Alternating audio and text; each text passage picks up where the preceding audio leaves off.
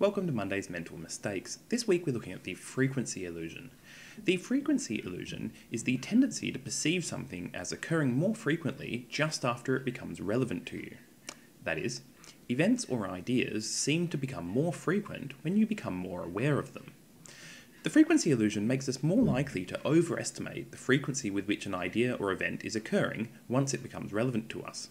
At the same time, we are likely to underestimate how frequent it was prior to it becoming significant to us. Here's a simple example. Many people have had the experience of buying a used car and suddenly noticing far more of the same make or model. Or perhaps a seemingly marked increase in the number of cars just like your ex-partner's. Another common example is suddenly noticing pregnant women shortly after oneself or one's partner becomes pregnant. This phenomenon, where something suddenly seems to occur more frequently simply because it's now more significant, is the frequency illusion. Another name that it is sometimes called on the internet is the Baader-Meinhof phenomenon, coined by someone upon learning about the Baader-Meinhof gang twice in 24 hours. The principal way to counter the frequency illusion is to recognise that one's intuitive assessment of the frequency with which something occurs is heavily skewed. That is, we routinely ignore much of the information around us, and so whenever something seems more frequent, it is more likely that we simply didn't notice it before. So our default assumption should be that the frequency with which something occurs has not changed, despite us noticing it more. There are, however, circumstances in which the frequency may have increased. The question to ask is whether there is a possible causal connection between the item becoming relevant to you and the increase in its frequency. For example, after being stung by a bee, it is quite likely that you would become more aware of the presence of bees.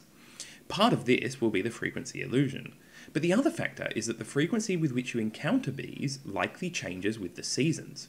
Therefore, you're more likely to be stung in summer, and also more likely to notice bees during the summer.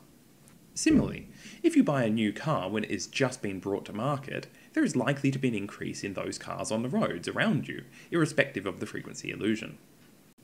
The examples given so far may lead to a skewed view of the actual frequency of things in the world, but they are generally harmless.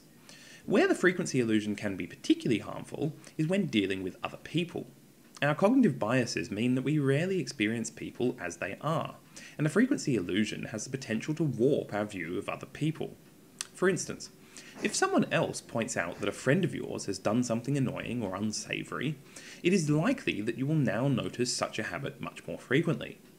On the other hand, if someone attracts your attention to a positive action, you may notice this habit more frequently.